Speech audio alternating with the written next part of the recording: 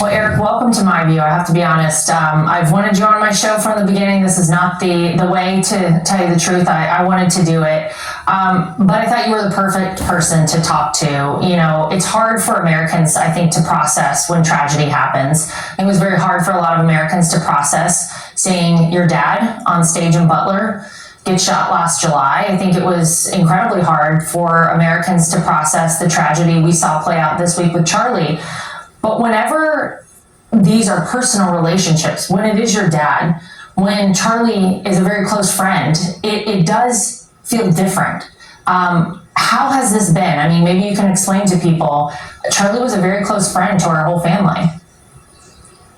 He was. I remember when Charlie walked into our office, you know my offices very well, honey, and he walked in, he was 21 years old, and he was talking about this grand vision for what Turning Point was going to be, and he was talking about how he wanted to kind of redefine, you know, the political movement on campuses all across the country. These kids were getting indoctrinated all over the places. These teachers were just brainwashing them, and how he wanted to change course. And I'll never forget thinking about what a lofty goal it was, and probably, you know, insurmountable. And he described it all. I mean, he literally described where he was today with Turning Point to me sitting in our offices 10 years ago when he got there. I mean, he was beyond his years. He was an inspirational guy. He was obviously a great friend. And listen, you and I were sitting on our bed in Westchester, New York, you know, with the kids on our lap, you know, watching when Butler happened, and, you know, to see my father almost get killed, and you were there right by my side, and then to see what happened in Palm Beach, Florida, you know, 2 months later, 3 months later, that was 14 months ago right now, and to see those videos, and I strongly encourage people, if you haven't seen them, to not watch them. I'm sick and tired of this. The bullets are only flying one way.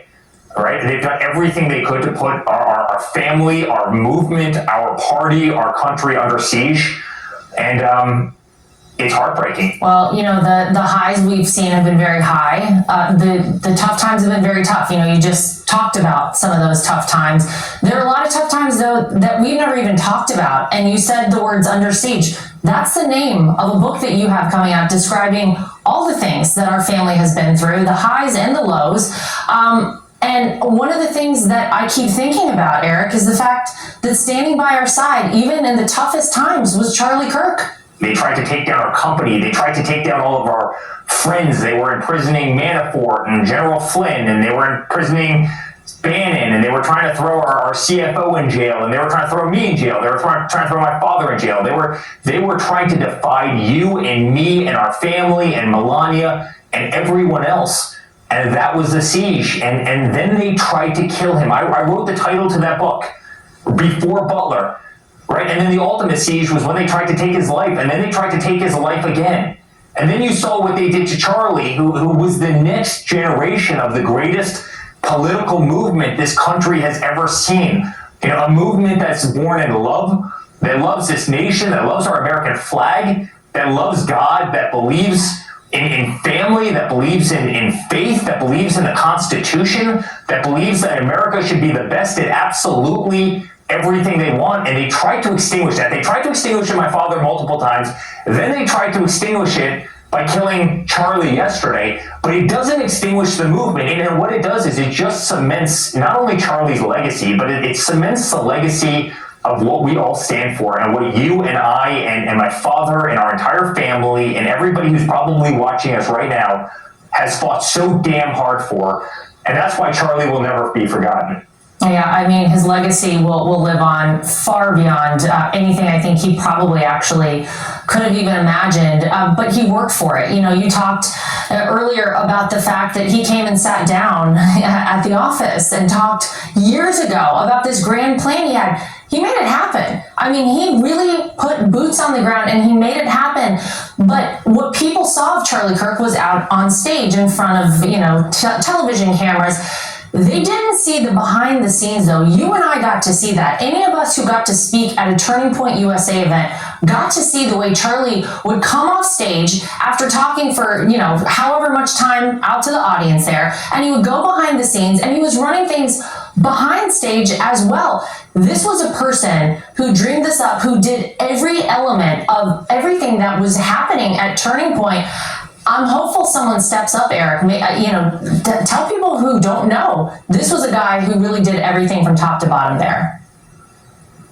Honey, I'll never forget when he called me up to go back to my alma mater, Georgetown, right? This is not exactly a conservative school. This has gone the exact opposite way. And I go, Charlie, is this really a good idea? And he goes, I don't care. Come on, we'll go have some fun. And yeah, half the auditorium walked out on the two of us. And but you know, joking aside, and it was an amazing event, and but it showed me his true soul. Somebody asked me the other day, who could take over Turning Point? And honestly, I just kind of shook my head, right? I mean, Charlie was brilliant, and he had an amazing voice, and you know, people loved him, right? I mean, he radiated energy.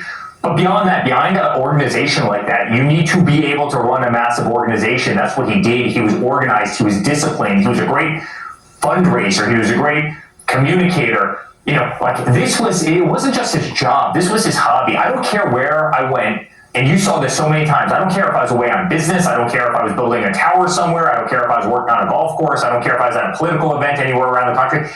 Everywhere I went, I ran into Charlie, right? I mean, the guy must have worn through pairs and pairs of shoes. He never stopped. It didn't matter if it was a Saturday or a Sunday or a Monday. I mean, he did a different event. It didn't matter if you were on a ranch somewhere, Charlie was there, or if you were in a big city somewhere, or if you were in, you know, liberal, you know, Washington State, well, Charlie was there, or if you were in kind of conservative Texas, Charlie was always there.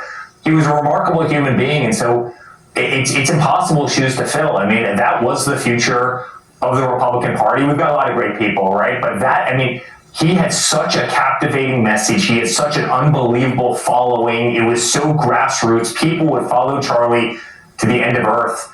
And they took one of the good ones. But again, as I said, they're never going to delete his legacy. They're never going to delete our platform. And it just further cements, you know, everything that we fight for as a family and a nation and a party. Oh, I think it's our responsibility to pick up the mantle from here for the rest of us to pick up where Charlie left off. What do you think is the best way that we can all ensure that that legacy never dies for him? They want us to hide. They want you, they want me, they want my father to never step on stage again. That's what these people want. And you need to assure that that doesn't happen. We will take the stage, we will take it incredibly proudly.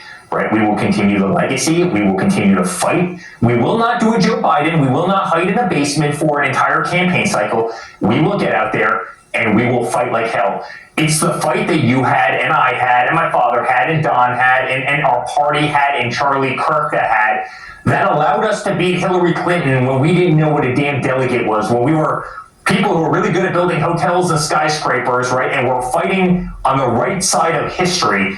But literally didn't know what the caucuses in Iowa is. It was that bold, non-bending, non-breaking, backbone, stubborn, loud, from the heart, you know, un-PC attitude that allowed us to go out and beat the greatest political dynasty in the history of this country when we had a 5-to-1 disadvantage fundraising wise and we were funding most of our campaign. That's what they're trying to stop by trying to put bullets in people around this country. And that's what we and our party will never allow to stop. So what I would say to everybody, stand on that stage, be loud, be vocal, and never, ever, ever back down.